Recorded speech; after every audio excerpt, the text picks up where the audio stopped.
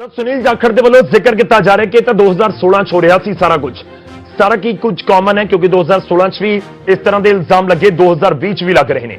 ਸੁਨੀਲ ਜਾਖੜ ਇਹ ਵੀ ਕਹਿੰਦੇ ਨਜ਼ਰ ਆਏ ਕਿ ਅਫਸਰਸ਼ਾਹੀ ਬਿਲਕੁਲ ਕਾਮਨ ਹੈ, ਅਧਿਕਾਰੀ ਕਾਮਨ ਨੇ, ਤਾਂ ਇਲਜ਼ਾਮ ਕੀ ਪੂਰਾ ਠੀਕ ਕਰਾ ਅਫਸਰਾਂ ਦੇ ਸਿਰ ਤਾਂ ਨਹੀਂ ਭੰਨਿਆ ਜਾ ਰਿਹਾ ਕਿ ਇਸ ਦੇ ਵਿੱਚ ਕਿਸੇ ਨੂੰ ਕਲੀਨ ਚਿਟ ਦੇਣ ਦੀ ਕੋਸ਼ਿਸ਼ ਤਾਂ ਨਹੀਂ ਹੋ ਰਹੀ। ਹਾਲਾਂਕਿ ਜਾਖੜ ਆਪਣੀ ਪ੍ਰੈਸ ਕਾਨਫਰੰਸ ਦੇ ਵਿੱਚ ਵਾਰ-ਵਾਰ ਇਹੀ ਜ਼ਿਕਰ ਕਰਦੇ ਰਹੇ ਕਿ ਮੈਂ ਇੱਥੇ ਕਿਸੇ ਨੂੰ ਕਲੀਨ ਚਿਟ ਦੇਣ ਨਹੀਂ ਆਇਆ, ਪਰ ਜੇਕਰ ਕਲੀਨ ਚਿਟ ਨਹੀਂ ਦੇਣ ਆਏ ਤਾਂ ਫਿਰ ਦੂਜੇ ਪਾਸੇ ਅਫਸਰਾਂ ਦੇ ਉੱਤੇ ਸਿਰ ਦੇ ਉੱਤੇ ਕਿਉਂ ਠੀਕਰਾ ਭੰਨਿਆ ਜਾ ਰਿਹਾ ਹੈ, ਜੇਕਰ ਹਾਂ ਤਾਂ ਫਿਰ ਕਾਰਵਾਈ ਕਿਉਂ ਨਹੀਂ। ਖੈਰ ਬਹੁਤ ਸਾਰੇ ਸਵਾਲ ਨੇ, ਇਸ ਦੇ ਉੱਤੇ ਅਸੀਂ ਗੱਲਬਾਤ ਕਰਾਂਗੇ, ਪਰ ਇਸ ਵਿਚਾਲੇ ਅਸੀਂ ਆਪਣੇ ਦਰਸ਼ਕਾਂ ਨੂੰ ਵੀ ਨਾਲ ਜੋੜਨ ਦੀ ਕੋਸ਼ਿਸ਼ ਕਰ ਰਹੇ ਹਾਂ।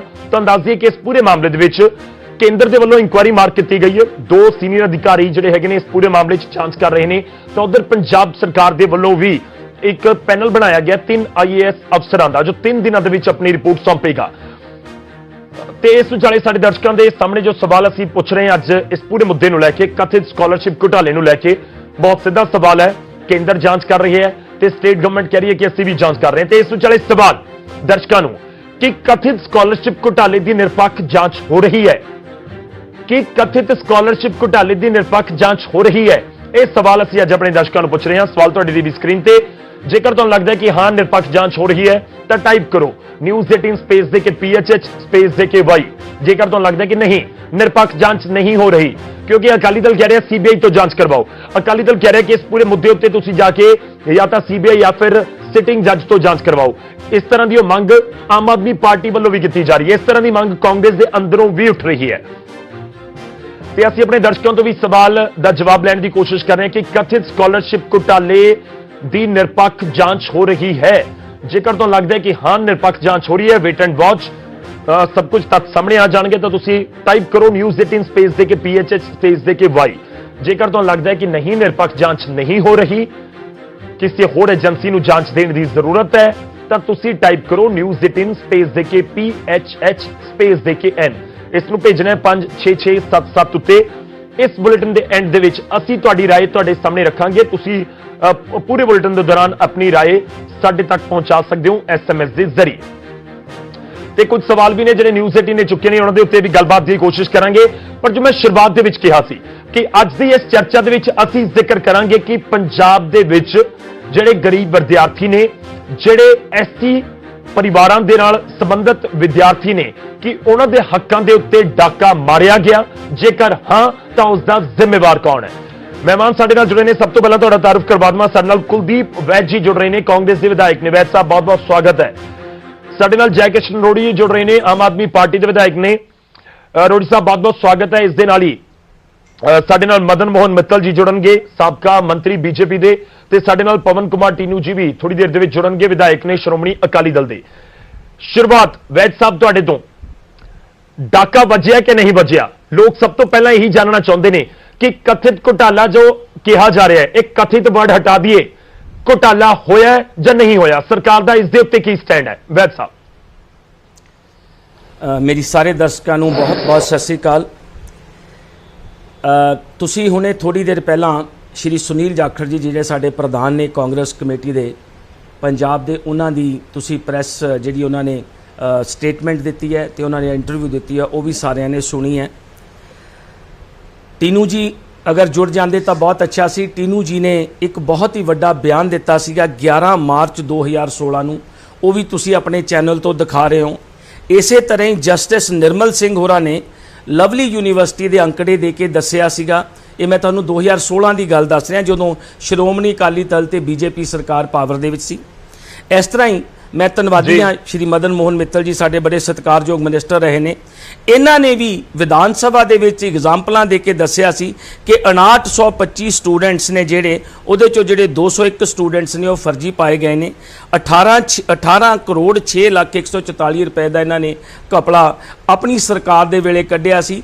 ਤੇ ਜਦੋਂ ਡਿਪਟੀ CM ਜਿਹੜੇ ਉਸ ਟਾਈਮ ਦੇ ਸੀ ਸਰਦਾਰ ਸੁਖਬੀਰ ਸਿੰਘ ਬਾਦਲ, ਉਹਨਾਂ ਦੀ ਜਿਹੜੀ ਸਟੇਟਮੈਂਟ ਉਹ ਵੀ ਉਹ ਵੀ ਪੜ੍ਹ ਕੇ ਸੁਣਾਈ ਹੈ। ਇੱਕ ਮਿੰਟ ਉਹ ਵੀ ਪੜ੍ਹ ਕੇ ਸੁਣਾਈ ਹੈ।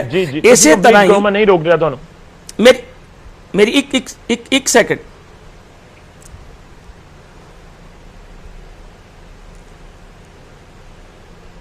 ਵੈਦ ਸਾਹਿਬ ਕੰਪਲੀਟ ਕਰ ਲਓ, ਮੈਂ ਨਹੀਂ ਰੋਕਿਆ ਤੁਹਾਨੂੰ ਨਾ, ਤੁਸੀਂ ਆਪਣਾ ਪੱਖ ਰੱਖੋ, ਲੋਕਾਂ ਤੱਕ ਗੱਲ ਪਹੁੰਚੇ ਕਿ ਤੁਸੀਂ ਕੀ ਕਹਿਣਾ ਚਾਹੁੰਦੇ ਹੋ, ਸਰਕਾਰ ਕੀ ਕਹਿਣਾ ਚਾਹੁੰਦੀ ਹੈ। ਜੋ ਸਾਰਿਆਂ ਦੇ ਸਾਹਮਣੇ ਸੱਚਾਈ ਹੈ ਉਹ ਦੱਸਣ ਲੱਗਿਆ। ਮੈਨੂੰ 1 ਮਿੰਟ ਕੰਪਲੀਟ ਕਰ ਲੈਣ ਦਿਓ ਤੇ ਫਿਰ ਜਿਹੜਾ ਵੀ ਤੁਹਾਡਾ ਕੋਈ ਸਵਾਲ ਹੋਏਗਾ ਰੋੜੀ ਸਾਹਿਬ ਦਾ ਹੋਏਗਾ ਜਾਂ ਮਦਨ ਮੋਹਨ ਮਿੱਤਲ ਜੀ ਦਾ, ਟੀਨੂ ਜੀ ਦਾ, ਉਹਦੇ ਬਾਰੇ ਆਪੇ ਗੱਲ ਕਰਾਂਗੇ। ਇਸੇ ਤਰ੍ਹਾਂ ਹੀ ਮਦਨ ਮੋਹਨ ਮਿੱਤਲ ਜੀ ਦਾ ਠੀਕ ਹੈ ਵੀ ਬਿਆਨ ਉਹਨਾਂ ਨੇ ਪੜ੍ਹ ਕੇ ਸੁਣਾਇਆ, ਜਿਹਦੇ ਵਿੱਚ ਉਹਨਾਂ ਨੇ ਆਪਣੀ ਸਰਕਾਰ ਸਮੇਂ 18 ਕਰੋੜ 6 ਲੱਖ 144 ਦੇ ਘਪਲੇ ਦੀ ਗੱਲ ਕੀਤੀ। ਜਦੋਂ ਸਰਦਾਰ ਸੁਖਬੀਰ ਸਿੰਘ ਬਾਦਲ ਜਿਹੜੇ ਉਸ ਟਾਈਮ ਡਿਪਟੀ ਸੀਐਮ ਸੀ, ਉਹਨਾਂ ਨੇ ਇਸ ਗੱਲ ਨੂੰ ਮੰਨਿਆ ਤਾਂ ਅੱਗੋਂ ਮਦਨ ਮੋਹਨ ਮਿੱਤਲ ਜੀ ਨੇ ਕਿਹਾ ਕਿ ਅਸੀਂ ਇਨਕੁਆਇਰੀ ਤਾਂ ਕਰਾ ਲੈਂਦੇ ਹਾਂ ਕਿ ਤੁਹਾਡੇ ਐਮਐਲਏ ਫਿਰ ਸਿਫਾਰਸ਼ਾਂ ਨਾ ਕਰਾਉਣ।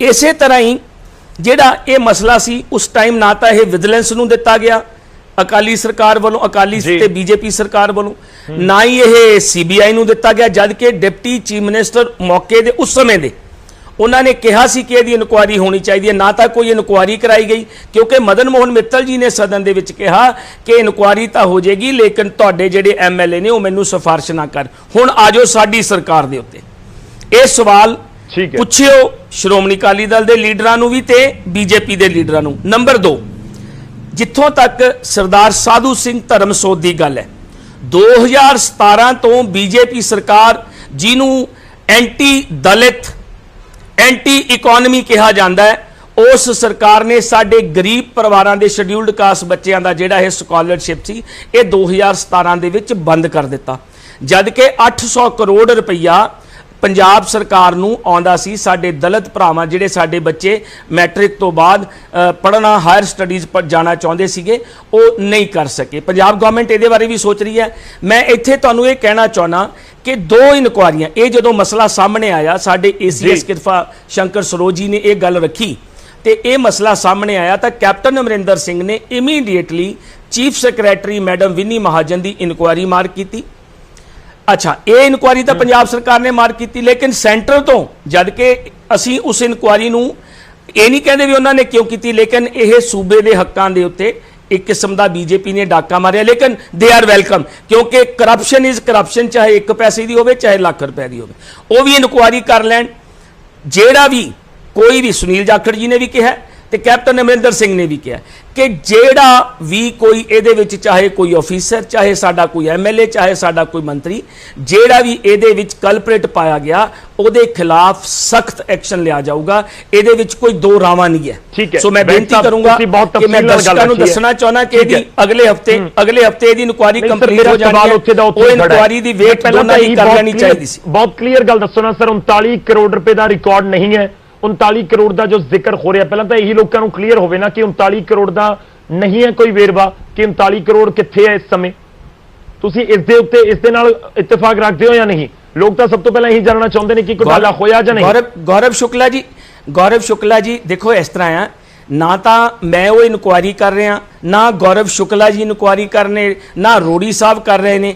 ਇਹ ਜਿਹੜੀ ਚੀਫ ਸੈਕਟਰੀ ਸਾਹਿਬ ਦੀ ਇਨਕੁਆਇਰੀ ਹੈ ਉਹਦੇ ਵਿੱਚ ਸਾਹਮਣੇ ਆ ਜਾਏਗਾ। ਦੇਖੋ ਮੈਂ ਇੱਕ ਹੋਰ ਸਪਸ਼ਟ, ਇੱਕ ਅੱਧਾ ਮਿੰਟ ਲਊਂਗਾ, ਇੱਕ ਹੋਰ ਸਪਸ਼ਟ ਕਰਨਾ ਚਾਹੁੰਦਾ ਕਿ ਇਹ ਜਿਹੜਾ ਸੈਂਟਰ ਤੋਂ ਪੈਸਾ ਆਉਂਦਾ ਕੋਈ ਕੈਸ਼ ਨਹੀਂ ਆਉਂਦਾ, ਇਹ ਬੈਂਕਾਂ ਦੇ ਥਰੂ ਆਉਂਦਾ। ਜਿਹੜੀਆਂ ਅੱਗੇ ਟ੍ਰਾਂਜੈਕਸ਼ਨਸ ਹੁੰਦੀਆਂ ਨੇ ਉਹ ਬੈਂਕਾਂ ਦੇ ਥਰੂ ਹੁੰਦੀਆਂ ਨੇ। ਜੇ ਕਿਸੇ ਨੇ ਵੀ, ਚਾਹੇ ਉਹ ਸ਼੍ਰੋਮਣੀ ਅਕਾਲੀ ਦਲ ਦੀ ਸਰਕਾਰ ਦੇ ਕਿਸੇ ਮਿਨਿਸਟਰ ਨੇ ਕਢਵਾਇਆ ਜਾਂ ਉਹਨਾਂ ਦੇ ਕਿਸੇ ਅਫਸਰ ਨੇ ਕਢਵਾਇਆ ਜਾਂ ਜਿੱਦਾਂ ਸਾਧੂ ਸਿੰਘ ਧਰਮਸੋਤ ਉੱਤੇ ਐਲੀਗੇਸ਼ਨ ਲਾਏ ਗਏ, ਜੇ ਸਾਡੀ ਸਰਕਾਰ ਦੇ ਵਿੱਚ ਵੀ ਹੋਇਆ, ਕੈਪਟਨ ਅਮਰਿੰਦਰ ਸਿੰਘ ਉਹਨੂੰ ਮਾਫ ਨਹੀਂ ਕਰਨਗੇ। ਤਾਂ ਰਿਕਾਰਡ ਹੈ ਗੌਰਵ ਜੀ, ਇਹ ਗੱਲਾਂ ਕੋਈ ਲੁਕਾਈਆਂ ਨਹੀਂ ਜਾ ਸਕਣਗੀਆਂ। ਮੈਂ ਤੁਹਾਨੂੰ ਕਲੀਅਰ ਕਰ ਦਿਆਂ, ਇਹ ਡਾਕੂਮੈਂਟਰੀ ਪ੍ਰੂਫ ਵਾਲੀ ਗੱਲ ਹੈ, ਇਹ ਗੱਲ ਕੋਈ ਲੁਕਾਈ ਨਹੀਂ ਜਾ ਸਕੇਗੀ। ਇਹੀ ਆਪਣੇ ਘਰ ਬੈਠ ਕੇ ਇਸ ਸਮੇਂ ਸੋਚ ਰਹੇ ਹੋਣਗੇ ਕਿ ਗੱਲਾਂ ਦੇ ਵਿੱਚ ਨਾ ਬਿਆਨਾਂ ਤੋਂ ਬਾਹਰ ਕੁਝ ਹੋਵੇ ਕਿ ਜੇਕਰ 39 ਕਰੋੜ ਰੁਪਇਆ ਸੂਬੇ ਦੇ ਐਸਸੀ ਵਿਦਿਆਰਥੀਆਂ ਦਾ ਕਿਤੇ ਗਿਆ ਨਾ ਤਾਂ ਉਸ ਦਾ ਤਾਂ ਤੱਥ ਸਾਹਮਣੇ ਆਉਣ। 3 ਦਿਨਾਂ ਦੇ ਵਿੱਚ ਕੀ ਆ ਜਾਣਗੇ ਸਾਹਮਣੇ। ਮੈਂ ਤੁਹਾਡੇ ਕੋਲ ਆਵਾਂਗਾ।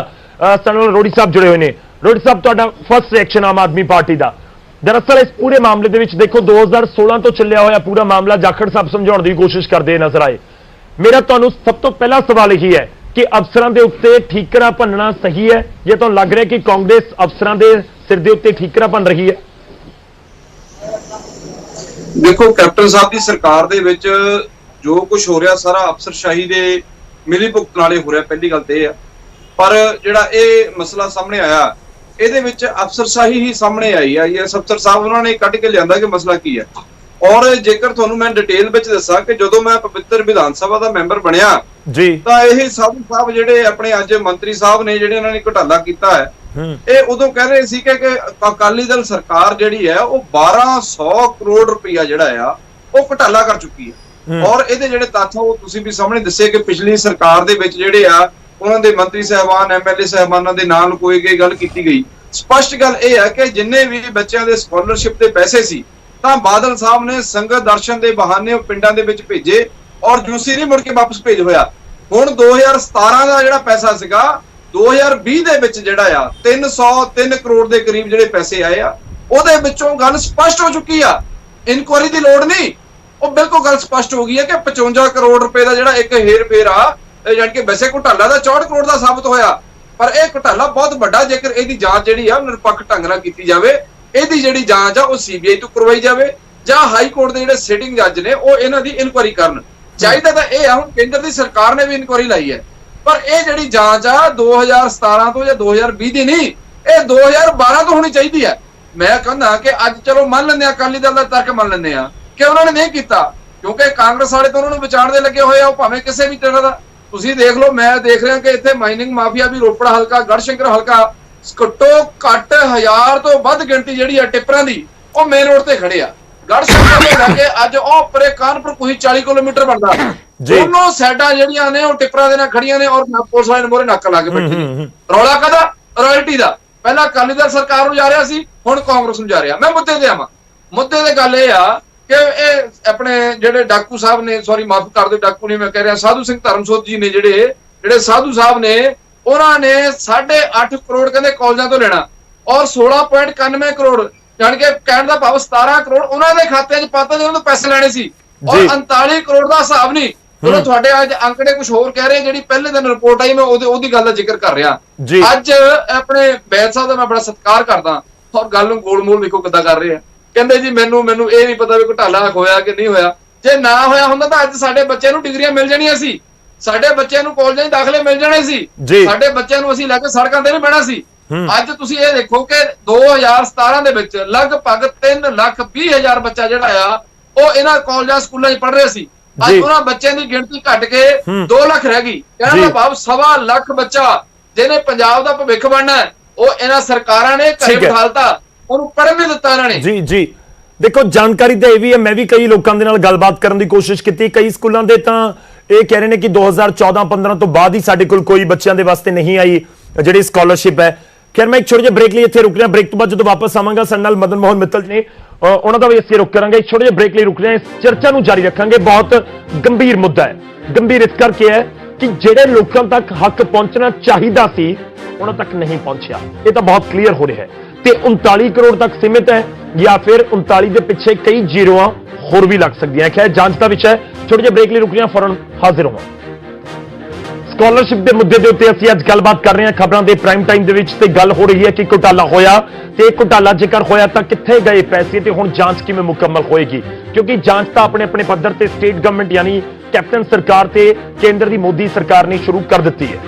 ਤੇ ਅਸੀਂ ਆਪਣੇ ਦਰਸ਼ਕਾਂ ਨੂੰ ਸਵਾਲ ਪੁੱਛ ਰਹੇ ਹਾਂ, ਇਸ ਦੇ ਨਾਲ ਹੀ ਜੁੜਿਆ ਹੋਇਆ ਸਵਾਲ ਹੈ ਕਿ ਕਥਿਤ ਸਕਾਲਰਸ਼ਿਪ ਘੁਟਾਲੇ ਦੀ ਕਿ ਨਿਰਪੱਖ ਜਾਂਚ ਹੋ ਰਹੀ ਹੈ? ਤੁਹਾਨੂੰ ਲੱਗਦਾ ਹੈ ਕਿ ਨਿਰਪੱਖ ਜਾਂਚ ਹੋ ਰਹੀ ਹੈ? ਤੁਹਾਨੂੰ ਲੱਗਦਾ ਹੈ ਕਿ ਚਾਹੇ ਸਟੇਟ ਗਵਰਨਮੈਂਟ ਦੇ ਲੈਵਲ ਤੇ ਹੋ ਰਹੀ ਹੈ ਜਾਂ ਸੈਂਟਰ ਗਵਰਨਮੈਂਟ ਦੇ ਲੈਵਲ ਤੇ ਹੋ ਰਹੀ ਹੈ ਕਿ ਆਪੋ ਆਪਣੇ ਲੈਵਲ ਦੇ ਉੱਤੇ ਬਿਲਕੁਲ ਨਿਰਪੱਖ ਜਾਂਚ ਇਸ ਸਮੇਂ ਹੋ ਰਹੀ ਹੈ ਇਸ ਪੂਰੇ ਮਾਮਲੇ ਦੀ? 39 ਕਰੋੜ ਦਾ ਜ਼ਿਕਰ ਹੋ ਰਿਹਾ ਹੈ, ਉਸ ਤੋਂ ਵੀ ਜ਼ਿਆਦਾ ਦਾ ਜ਼ਿਕਰ ਹੋ ਰਿਹਾ ਹੈ।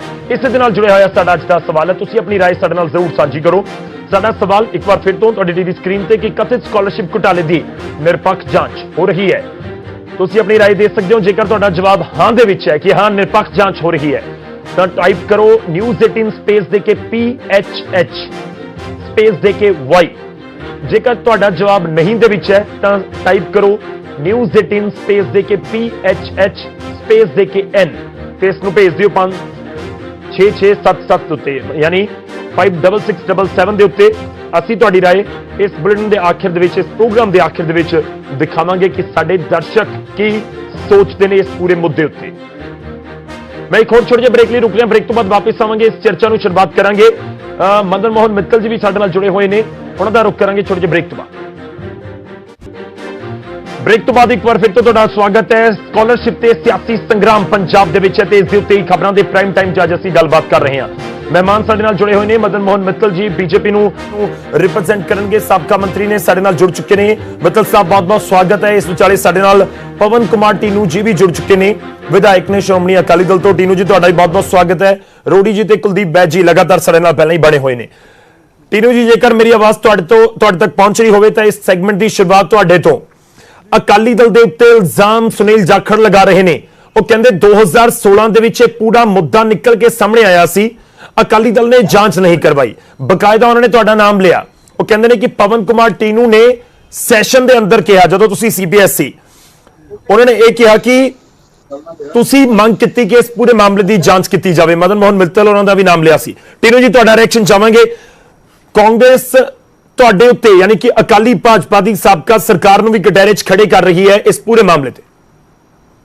ਦੇਖੋ, ਬੜੇ ਅਫਸੋਸ ਨਾਲ ਕਹਿਣਾ ਪੈ ਰਿਹਾ ਕਿ ਸੁਨੀਲ ਜਾਖੜ ਪੰਜਾਬ ਕਾਂਗਰਸ ਦੇ ਪ੍ਰਧਾਨ ਆ, ਉਹਨਾਂ ਦੀ ਵੀ ਓਨੀ ਜ਼ਿੰਮੇਵਾਰੀ ਆ ਜਿੰਨੀ ਚੀਫ ਮਿਨਿਸਟਰ ਦੀ ਆ ਤੇ ਸਾਧੂ ਸਿੰਘ ਧਰਮਸੋਤ ਦੀ ਆ। 3.5 ਸਾਲ ਤੋਂ ਲਗਾਤਾਰ ਹਰ ਸਾਲ 1 ਲੱਖ ਬੱਚਾ ਪ੍ਰਾਈਵੇਟ ਇੰਸਟੀਚਿਊਸ਼ਨ ਤੋਂ ਦੂਰ ਹੋ ਗਿਆ, ਉਹਦਾ ਕੈਰੀਅਰ ਖਤਮ ਹੋ ਗਿਆ। ਤੇ ਸਾਡੇ ਵੇਲੇ ਜਿਹੜੀ ਗੱਲ ਇਹ ਕਰਦੇ 2016 ਦੀ, ਮੈਂ ਇਹਨਾਂ ਨੂੰ ਅੰਕੜਾ ਦੱਸਣਾ ਚਾਹੁੰਦੇ, ਚੈੱਕ ਕਰ ਲੈਣ MHRD ਤੇ ਜਾ ਕੇ। 2012 ਤੋਂ ਲੈ ਕੇ 2016-17 ਤੱਕ ਬੱਚਿਆਂ ਦੀ ਗਿਣਤੀ ਹੋ ਗਈ ਸੀ 4,10,000।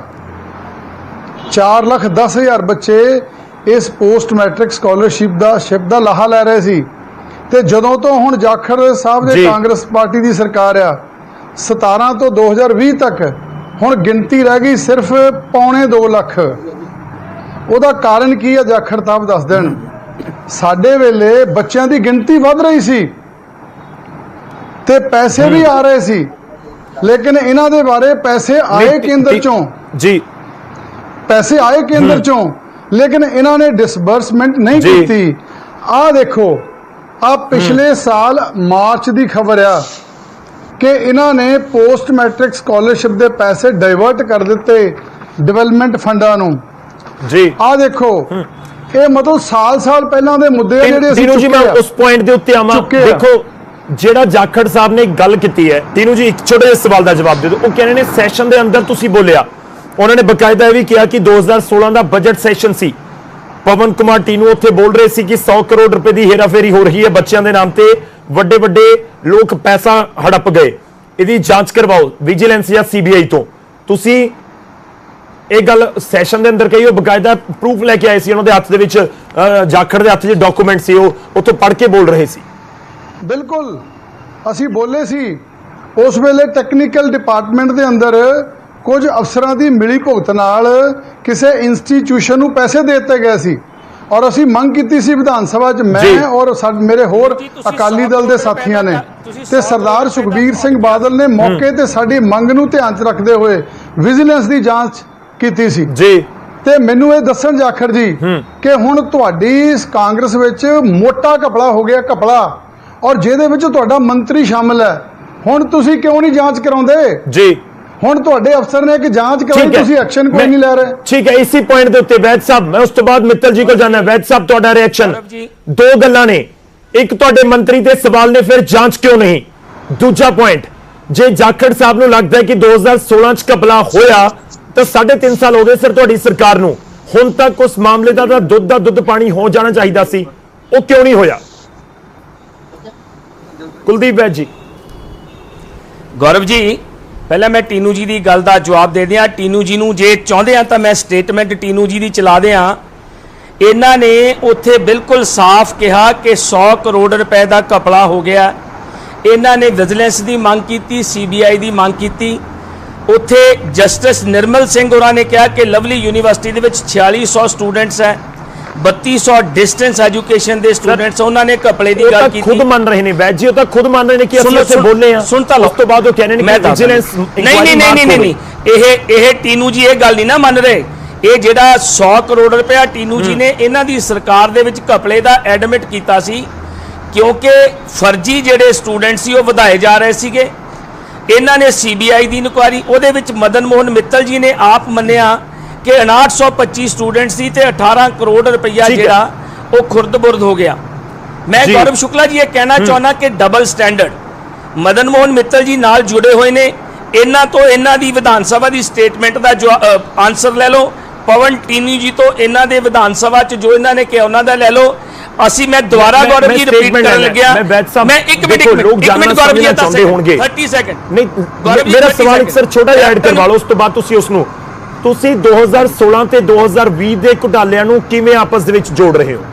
ਕਿ ਉਹੀ ਅੱਗੇ ਚੱਲਦਾ ਆਇਆ? ਤੁਸੀਂ ਕਿਵੇਂ ਜੋੜ ਰਹੇ ਹੋ? ਜੇਕਰ 2020 ਚ ਲੱਖ ਘੁਟਾਲਾ ਹੋਇਆ ਜਾਂ 2016 ਚ ਲੱਖ ਘੁਟਾਲਾ ਹੋਇਆ ਤਾਂ ਦੋਨੋਂ ਅਲੱਗ-ਅਲੱਗ ਮਾਮਲੇ ਨੇ। ਮੈਂ ਤੁਹਾਨੂੰ ਇੱਕ ਸਪਸ਼ਟ ਕਰ ਦਿਆਂ ਕਿ 2017 ਤੋਂ ਬਾਅਦ ਸੈਂਟਰ ਨੇ ਜਿਹੜੇ ਪੈਸਿਆਂ ਦੀ ਗੱਲ ਕਰਦੇ ਆ 2016 ਦੇ ਆਏ।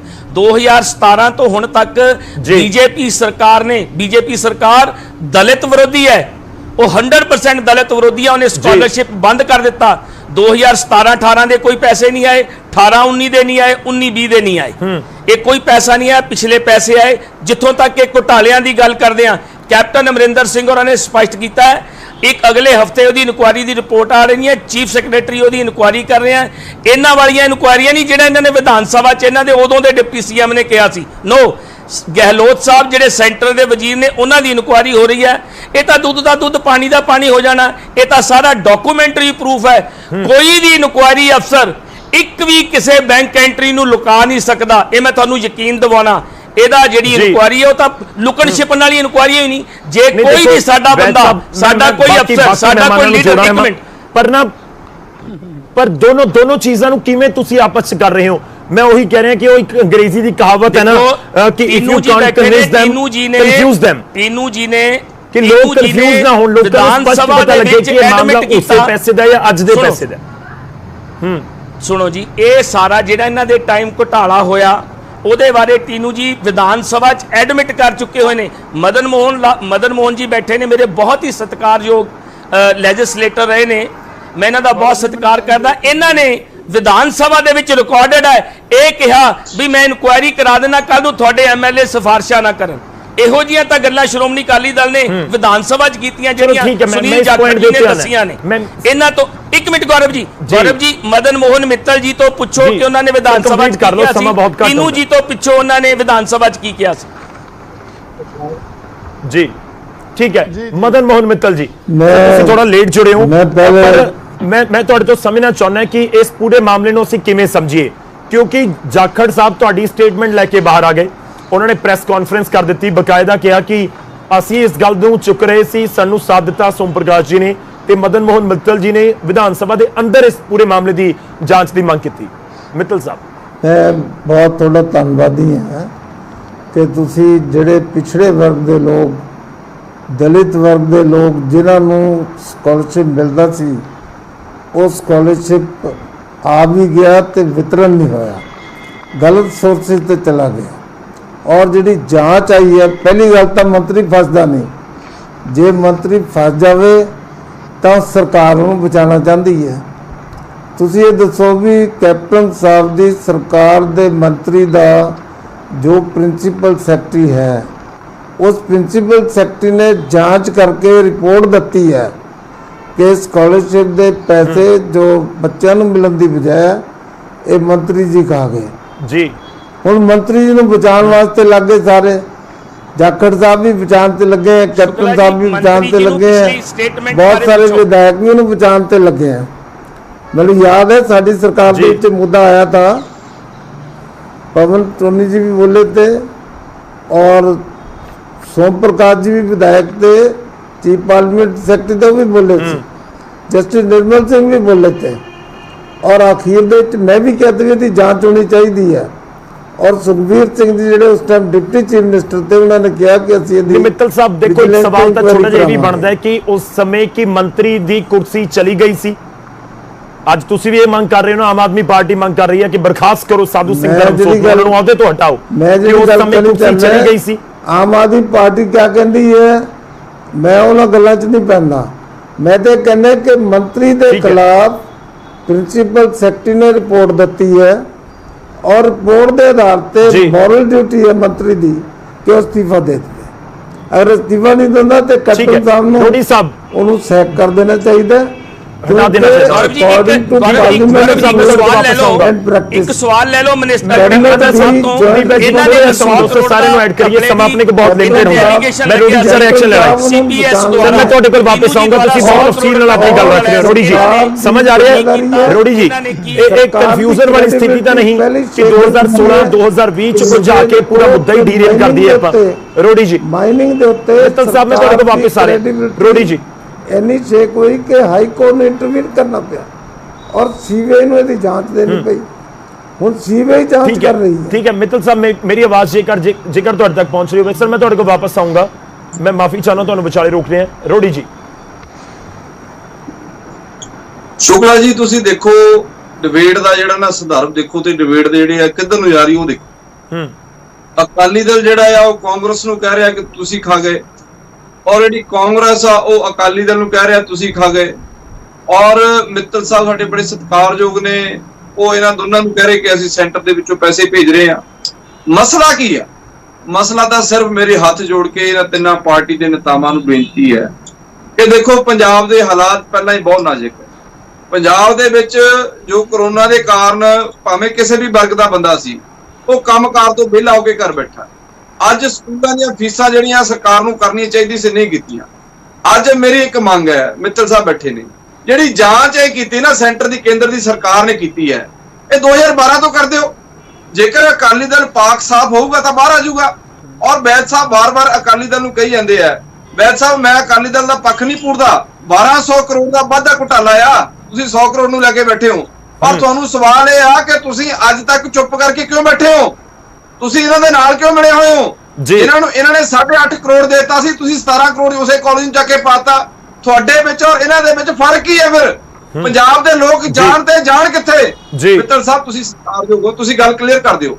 ਤੁਸੀਂ ਗੱਲ ਇੱਕ ਕਲੀਅਰ ਕਰ ਦਿਓ ਕਿ 3 ਸਾਲਾਂ ਤੋਂ ਜਿਹੜੇ ਸੈਂਟਰ ਨੇ ਕੇਂਦਰ ਦੀ ਸਰਕਾਰ ਨੇ ਉਹ ਪੈਸੇ ਕਿਉਂ ਨਹੀਂ ਭੇਜੇ? ਜੇਕਰ ਭੇਜੇ ਨੇ ਤਾਂ ਉਹਨਾਂ ਦੇ ਹਾਲਾਤ ਅੱਜ ਕੀ ਨੇ? ਔਰ ਜਿਹੜੇ ਹੁਣ ਟੀਨੂ ਸਾਹਿਬ ਮੇਰੇ ਬੜੇ ਸਤਿਕਾਰਯੋਗ ਨੇ, ਮੈਂ ਵਿਧਾਨ ਸਭਾ ਵਿੱਚ ਇਹਨਾਂ ਦੀ ਤਕਰੀਰ ਦੇਖਦਾ ਰਹਿਣਾ, ਇਹਨਾਂ ਨੇ ਬਿਲਕੁਲ ਭਰੀ ਹੈ, ਇਹਨਾਂ ਨੇ ਆਪਣੇ ਦਲ ਨਾਲ ਖੜੇ ਨੇ, ਪਰ ਹੁਣ ਕਿਤੇ ਨਾ ਕਿਤੇ ਆਪਣੀ ਸਰਕਾਰ ਦੇ ਉੱਪਰ ਵੀ ਨਾ ਪਰਦਾ ਨਾ ਪਾਣ। ਆ ਜਾਣ ਬਾਰ ਪੰਜਾਬ ਦੇ ਲੋਕ ਬੜੇ ਸਿਰ ਚੁੱਕ ਕੇ ਇਹਨਾਂ ਦਾ ਸਤਿਕਾਰ ਕਰਨਗੇ ਕਿ ਕੋਈ ਤਾਂ ਹੈ ਨਾ, ਜਾਣ ਕੇ ਪਾਰਟੀ ਦਾ ਵਿਰੋਧ ਨਾ ਕਰਨ ਪਰ ਸੱਚ ਤਾਂ ਕਹਿਣ ਨਾ। ਉਸ ਵੇਲੇ ਵੀ ਘੁਟਾਲੇ ਹੋਏ ਆ, ਘੁਟਾਲੇ ਹੁਣ ਵੀ ਹੋ ਰਹੇ ਆ, ਪਰ ਜਾਂਚ ਕੌਣ ਕਰੂ? ਠੀਕ ਹੈ, ਮੈਂ ਪੰਜਾਬ ਦੇ ਰੋੜੀ ਸਾਹਿਬ ਮੈਂ ਸ਼ੁਰੂਆਤ ਚ ਕਿਹਾ ਸੀ ਕਿ ਬੜਾ ਦਿਲਚਸਪ ਹੈ ਕਿ ਇੱਕ ਘੁਟਾਲੇ ਦਾ ਜ਼ਿਕਰ ਕਰਕੇ ਦੂਜੇ ਘੁਟਾਲੇ ਦਾ ਜ਼ਿਕਰ ਕਰਕੇ ਉਸ ਨੂੰ ਡਿਫੈਂਡ ਕੀਤਾ ਜਾ ਰਿਹਾ। ਮੈਂ ਤੁਹਾਡੇ ਕੋਲ ਵਾਪਸ ਆਉਂਗਾ। ਟੀਨੂ ਜੀ ਕੁਝ ਕਹਿਣਾ ਚਾਹ ਰਹੇ ਨੇ, ਉਸ ਤੋਂ ਬਾਅਦ ਵੈਦ ਸਾਹਿਬ ਕੋਲ। ਟੀਨੂ ਜੀ ਗੌਰਵ ਜੀ ਮੈਨੂੰ ਨਾ ਥੋੜਾ ਸਫੀਸ਼ੀਐਂਟ ਟਾਈਮ ਦਿਓ, ਮੈਂ ਸਾਰੀ ਕਲੈਰਿਟੀ ਲਿਆ ਦੂੰਗਾ ਇਸ ਇਸ਼ੂ ਦੇ। ਜਿਹੜਾ 2016 ਦੀ ਇਹ ਗੱਲ ਕਰਦੇ ਆ, ਮੇਰੇ ਕੋਲ ਅੰਗਰੇਜ਼ੀ ਅਖਬਾਰ ਦੀ ਖਬਰ ਆ 12 ਮਾਰਚ ਦੀ ਜਿਹੜੀ ਛਪੀ ਸੀ, ਜਿਹਦੇ ਵਿੱਚ ਕਿਹਾ ਆ ਵੀ Sukhbir Badal ordered vigilance inquiry. ਇਹ ਅੱਜ ਦਾ ਕੇਸ ਜਿਹੜਾ ਐਡੀਸ਼ਨਲ ਚੀਫ ਸੈਕਟਰੀ ਨੇ ਜਾਂਚ ਕੀਤੀ ਆ, ਉਹਦੇ ਵਿੱਚ 39 ਕਰੋੜ ਰੁਪਈਆ ਜਿਹੜਾ ਖੁਰਦ-ਪੁਰਦ ਹੋ ਗਿਆ ਉਹਦੀ ਗੱਲ ਕੀਤੀ ਗਈ ਹੈ। ਔਰ ਕੁਝ ਐਸੇ ਦਾਗੀ ਇੰਸਟੀਚਿਊਸ਼ਨ ਆ ਜਿਨ੍ਹਾਂ ਕੋਲੋਂ ਪੈਸੇ ਰਿਕਵਰ ਕਰਨੇ ਬਣਦੇ ਸੀ, ਉਹਨਾਂ ਨੂੰ ਦੇ ਦਿੱਤੇ ਗਏ ਮੰਤਰੀ ਜੀ ਨੇ। ਇੱਕ ਤਾਂ ਇਹ ਮੁੱਦਾ ਆ। ਉਹ ਜਿਹੜਾ 2016 ਦਾ ਮੁੱਦਾ ਸੀ ਉਹ ਬਿਲਕੁਲ ਅਲੱਗ ਸੀ। ਉਹ ਕੀ ਸੀ? ਉਹ ਸੀ ਵੀ 6000 ਸਟੂਡੈਂਟਸ ਪੋਲੀਟੈਕਨੀਕਲ ਦਾ ਤੇ ITI ਦਾ, ਉਹਨਾਂ ਇੰਸਟੀਚਿਊਸ਼ਨ ਨੇ ਤੇ ਪੋਲੀਟੈਕਨੀਕਲ ਜਿਹੜੇ ਇੰਸਟੀਚਿਊਸ਼ਨ ਸੀ ਉਹਨਾਂ ਨੇ ਕਲੇਮ ਕਰ ਲਈ ਫੀਸ ਜਾਲੀ। ਤਾਂ ਉਹਨਾਂ ਨੂੰ ਉਸ ਵੇਲੇ ਮਿਸਟਰ ਮਦਨ ਮੋਹਨ ਮਿੱਤਲ ਜੀ ਮਿਨਿਸਟਰ ਸੀ, ਇਹਨਾਂ ਨੇ ਸ਼ੋਕਾਜ਼ ਨੋਟਿਸ ਕੀਤਾ ਇੰਸਟੀਚਿਊਸ਼ਨ ਨੂੰ। ਉੱਥੇ ਹੇਰਾਫੇਰੀ ਇੰਸਟੀਚਿਊਸ਼ਨ ਨੇ ਕੀਤੀ ਸੀ, ਕਾਲਜਸ ਨੇ, ਤਾਂ ਉਹਨਾਂ ਨੂੰ ਨੋਟਿਸ ਜਾਰੀ ਕੀਤਾ ਸੀ।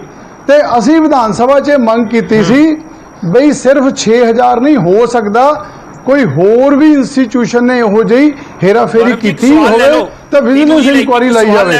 ਤਾਂ ਉਸ ਵੇਲੇ ਗੌਰਵ ਜੀ ਵਿਜੀਲੈਂਸ ਇਨਕੁਆਇਰੀ ਲੱਗ ਗਈ ਸੀ। ਆ ਇਸ਼ੂ ਤੇ ਉਹ ਇਸ਼ੂ ਬਹੁਤ ਵੱਖਰੇ ਆ।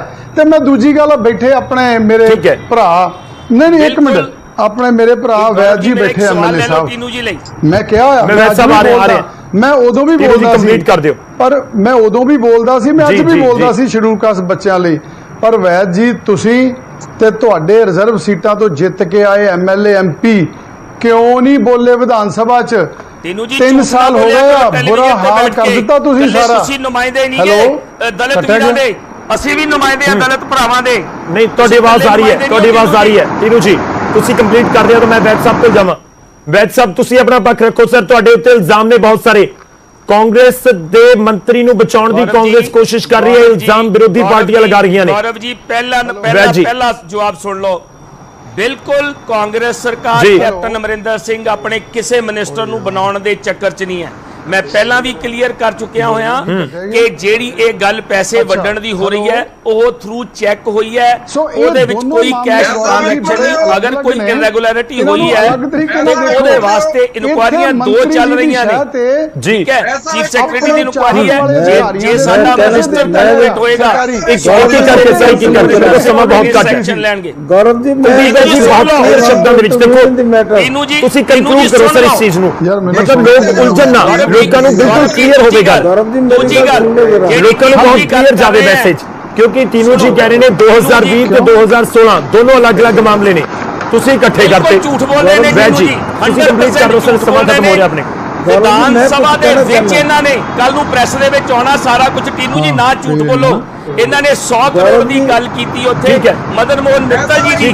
ਮਿੱਤਲ ਸਾਹਿਬ ਕੁਝ ਕਹਿਣਾ ਚਾਹ ਰਹੇ ਨੇ, ਮਿੱਤਲ ਸਾਹਿਬ ਸਾਰੀ ਬੀਜੇਪੀ ਪੈਸੇ ਦੀ ਜਿਹੜੀ 2017 ਤੋਂ ਬਾਅਦ ਵਿਧਾਨ ਸਭਾ ਦਾ ਰਿਕਾਰਡ ਮਿੱਤਲ ਸਾਹਿਬ ਇਲਜ਼ਾਮ ਤੁਹਾਡੇ ਉੱਤੇ ਲੱਗਦੇ ਨੇ, ਬੀਜੇਪੀ ਕੇਂਦਰ ਸਰਕਾਰ ਪੈਸੇ ਦੀ ਬੀਜੇਪੀ ਸਰਕਾਰ ਦੇ ਤੁਸੀਂ ਭਾਈਵਾਲ ਹੋ, ਸਭ ਤੋਂ ਵੱਧ ਦਲਿਤ ਵਿਰੋਧੀ। ਠੀਕ ਹੈ ਵੈਦ ਸਾਹਿਬ ਤੁਸੀਂ ਕਲੀਅਰ ਕੀਤਾ, ਤੁਸੀਂ ਆਪਣਾ ਪੁਆਇੰਟ ਕਲੀਅਰ ਕੀਤਾ, ਮੈਨੂੰ ਰਿਐਕਸ਼ਨ ਲੈ ਲੈਣ ਤੋਂ ਮੇਰੇ ਕੋਲ ਸਮਾਂ ਖਤਮ ਹੋ ਰਿਹਾ। ਨਹੀਂ ਚਾਹੁੰਦੇ ਮਿੱਤਲ ਸਾਹਿਬ जो ये कहना कि कैप्टन साहब मंत्री ਨੂੰ ਬਚਾਉਣਾ नहीं चाहते, सरासर गलत।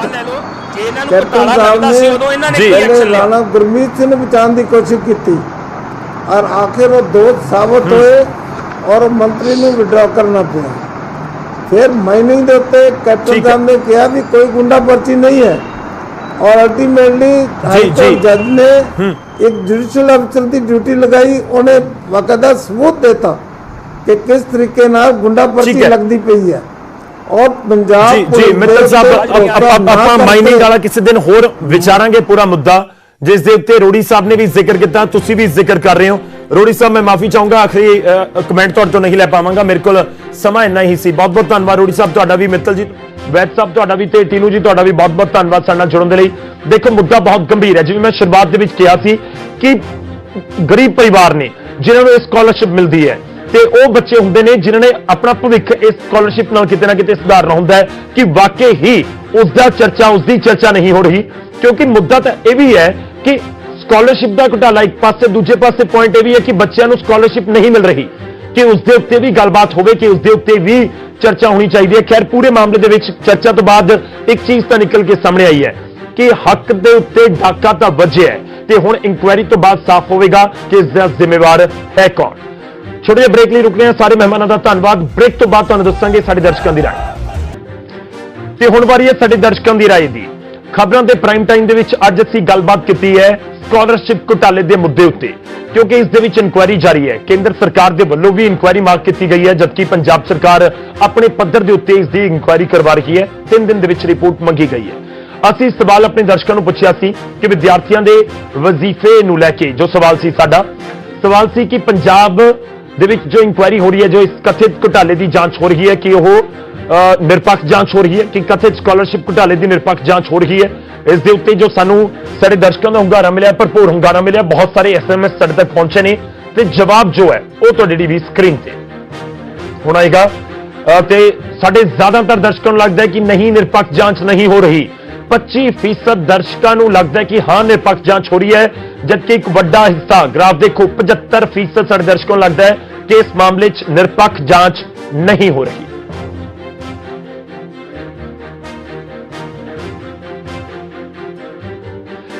ਫਿਲਹਾਲ ਖਬਰਾਂ ਦੇ ਪ੍ਰਾਈਮ ਟਾਈਮ ਦੇ ਵਿੱਚ ਅੱਜ ਦੇ ਲਈ ਨਹੀਂ, ਇਜਾਜ਼ਤ ਦਿਓ, ਧੰਨਵਾਦ।